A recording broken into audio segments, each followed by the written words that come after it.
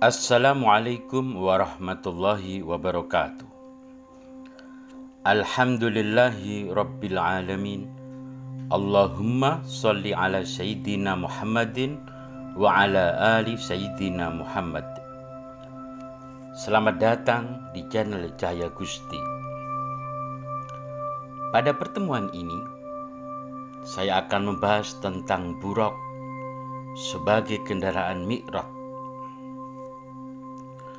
Secara etimologi, buraq berasal dari bahasa Arab, yaitu dari kata al-barqu yang bermakna kilat atau cahaya. Dalam kitab Al-Anwar Al-Bahiyah fi Isra wal Mi'raj Khairil Bariyah karya Sayyid Muhammad bin Alwi bin Abbas Al-Maliki Al-Hasani, beliau menyebutkan buraq dalam bahasa Arab berarti putih, tepat, dan kilat. Istilah barqu yang berarti kilat tersebut bisa ditemukan dalam beberapa ayat di dalam Al-Quran, salah satunya di dalam surat Al-Baqarah ayat 20. Yakadul barqu yakhtafu absarahum kullama abba'a lahum masyaw fih wa idza azlama alaihim qamu walau sya'allahu la dhahaba bisam'ihim wa absarihim innallaha ala kulli syai'in qadir. Hampir saja kilat itu menyambar penglihatan mereka.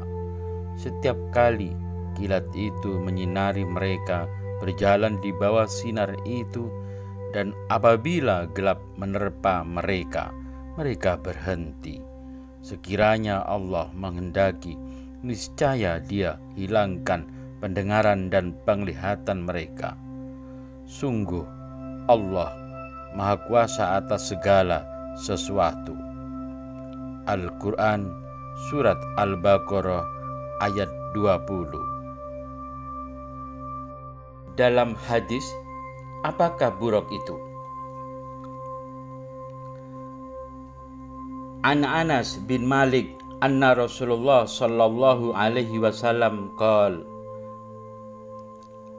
atitu bil buraq wa huwa dabatun abyadu tawilun fawqal himar wa dunal bagal yada'u hafirahu inda muntaha tarfihi qala farokibtuhu hatta ataitu baital maqdis qala farobattuhu bil halqatil lati yarbit bihil anbiya. Artinya,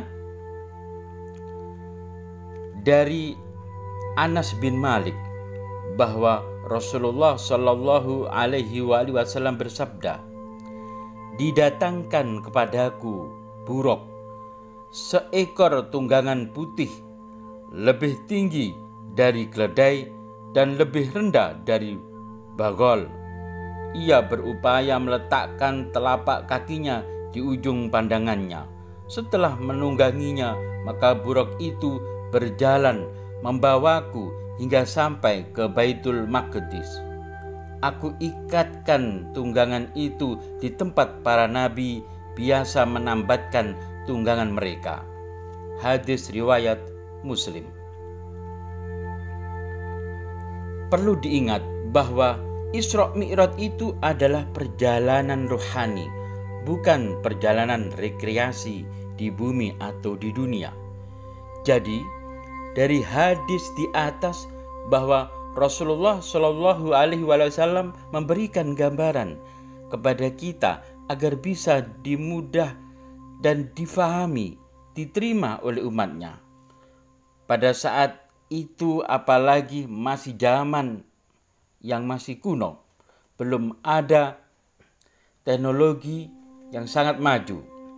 Karena saat itu kendaraan yang paling tercepat adalah kuda, maka buraq digambarkan dengan kuda. Sedangkan perjalanan Isra Mi'raj diilustrasikan ke langit, maka kuda tersebut mempunyai kedua sayap agar bisa terbang dengan cepat. Andai kata Nabi Muhammad SAW hidup pada zaman sekarang, maka beliau ketika memberikan gambaran sebuah buraq dengan memberikan ilustrasi sebuah pesawat supersonik yang sangat canggih dan hebat kecepatannya. Jadi penggambaran tersebut agar mudah difahami dan dicerna oleh umatnya yang awam. Kembali ke makna buraq di dalam Al-Quran yang berarti kilat atau cahaya. Hal ini menunjukkan saking cepatnya perjalanan Isra Mi'raj itu yang dilakukan oleh Nabi Muhammad, sebagaimana diketahui di dalam Al-Quran bahwasanya Allah memiliki nama An-Nur yang berarti cahaya. Maka untuk bisa sampai kepada Allah, maka harus menggunakan kendaraan cahaya juga. Nah, bagaimana caranya agar kita bisa memiliki dan menaiki kendaraan cahaya? Maka harus dengan laku rohani atau riyadhah, dengan memperbanyak zikir. Misalnya zikir nafas Allah, zikir Allah, Allah, Allah, atau zikir la ilaha illallah. Bisa juga dengan zikir membaca sholawat. Untuk menghasilkan cahaya yang besar, maka zikirnya juga harus banyak dan istiqomah. Oleh karena itu, dalam kalangan tarekat ada istilah suluk, yaitu seorang salik atau penjalan rohani melakukan laku rohani dalam jangka waktu tertentu dengan disiplin zikir yang ketat dengan jumlah ribuan kali. Selanjutnya, untuk membantu dan meringankan roh atau sukma kita dalam perjalanan rohani, maka sangat dianjurkan untuk mengurangi makanan atau berpuasa. Dengan begitu, dominasi roh di dalam tubuh semakin kuat, sedangkan tubuh jasmani semakin lemah, sehingga ketika cahaya zikir mendorong sukma atau roh kita, akan begitu mudah dan cepat dalam perjalanan mi'rajnya. Misalkan dalam jangka waktu 40 hari dengan cara laku berpuasa tarku roh atau meninggalkan makanan yang memiliki roh atau vegetarian, atau bisa dengan laku puasa mutih. Kemudian malam dan siang hari zikir membaca la ilaha illallah, misalnya seperti itu, dengan teknik tertentu atau zikir lainnya sebanyak 70.000 kali, maka zikir tersebut akan menghasilkan cahaya yang sangat besar dan dahsyat, sehingga jika dilakukan dengan disiplin yang benar, dengan bimbingan seorang mursyid guru, maka roh atau sukmanya akan merasakan mi'raj rohani. Sebetulnya Isra Mi'raj itu berkaitan dengan bulan Ramadan. Isra Mi'raj itu proses perjalanan spiritual, perjalanan rohani. Adapun agar kita bisa merasakan dan mengalami Isra Mi'raj atau mi'raj rohani, maka caranya dengan puasa. Salah satunya seperti itu. Jadi puasa itu adalah metode atau torekot untuk menuju Allah. Sehingga ketika diwajibkannya puasa Ramadan bagi umat Islam yang memenuhi syarat, maka salah satu hikmah adalah agar kita bisa merasakan mi'raj rohani. Hal ini sebagaimana yang telah dijelaskan dalam sebuah hadis, lis-shaimi farhatani yafrahuhuma idza aftara faraha wa idza laqiya rabbahu fariha bisawmi. Allah berfirman bahwa bagi orang yang berpuasa ada dua kegembiraan. Ketika berbuka mereka bergembira dengan bukanya, dan ketika bertemu Allah mereka bergembira karena puasanya. Hadis riwayat Bukhari dan Muslim.